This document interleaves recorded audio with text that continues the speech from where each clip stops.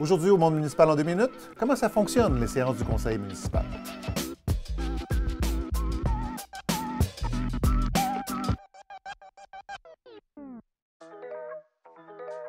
À chaque semaine, le conseil municipal se rencontre en comité plénier. Donc, que l'on ait une séance publique ou non, tous les lundis soirs, on se rencontre pour discuter de ces enjeux.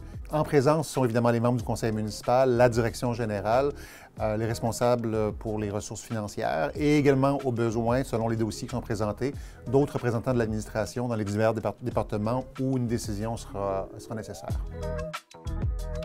La raison pour laquelle ces enjeux sont discutés à huis clos, c'est que c'est bien souvent sur des questions qui sont confidentielles, par exemple des questions de contrat ou encore de relations avec les ressources humaines. Il y a des enjeux qui sont extrêmement sensibles également, qui sont avancés bien souvent par les conseillers et conseillères eux-mêmes, qui ne pourraient pas être avancés en public. Alors, c'est la raison pour laquelle la première discussion a lieu en huis clos et par la suite, on a une idée des recommandations qui sont faites par le conseil municipal et qui sont amenées ensuite pour être adoptées en séance publique devant la population pour assurer une imputabilité devant ces décisions. Les séances du conseil municipal, les séances publiques se déroulent parce que nous avons une obligation de prendre des décisions en public, évidemment, pour que le public puisse en prendre connaissance et éventuellement poser des questions. Mais les questions qui sont posées n'ont pas besoin d'être des questions en opposition à ce qui est fait ou en faveur. Ça peut être des questions qui demandent plus d'informations sur la teneur, sur les conséquences des décisions qui ont été prises également. Tout le monde est bienvenu à venir au conseil municipal. Évidemment, on espère une plus grande participation. C'est une ville de 50 000 habitants. Parfois, on voit des séances publiques avec 5 ou 6 citoyens et citoyennes. On aimerait en avoir davantage, bien sûr, alors vous êtes tout à fait bienvenus. Il faut comprendre, et ça peut être parfois déroutant de voir que la période de questions se produit après que les décisions soient prises, bien souvent. C'est que ce n'est pas un exercice de consultation. La période de questions agit davantage comme étant une période où on fait preuve d'imputabilité par rapport aux décisions.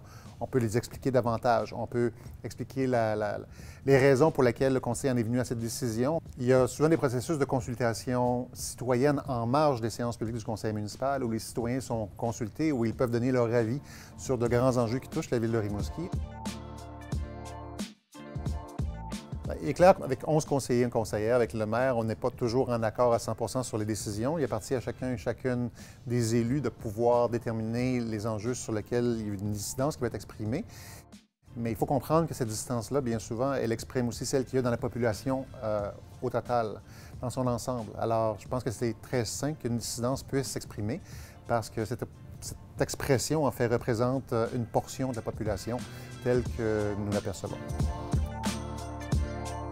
Les gens ont souvent l'impression que seul le maire travaille à ces enjeux parce que c'est lui qui répond lors des séances publiques du conseil municipal. Mais l'ensemble des décisions qui sont apportées devant la population sont des enjeux pour lesquels l'ensemble du conseil municipal a travaillé, entre autres dans les comités pléniers, mais également de par le fait que depuis peu, les conseillers et conseillères ont différentes responsabilités dans lesquelles ils et elles se spécialisent.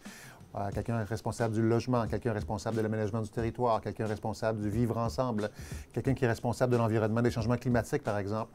Donc, ce sont des conseillers et conseillères qui vont siéger sur des comités qui sont pertinents à ces responsabilités et qui pourront apporter une plus grande expertise et donc vraiment une plus grande richesse lors des débats que nous avons en plénier et qui mènent à l'adoption de ces décisions en séance publique. Donc, même si je parle le plus souvent durant ces sessions-là, l'ensemble du conseil municipal a fait beaucoup de travail pour que ces décisions se concrétisent. Ces décisions-là vont... Je dis décisions trop souvent. Ça, c'est pas un blooper. Voilà. Ça, c'est bon mot. C'est pas un one take, mais on y arrive. Hein?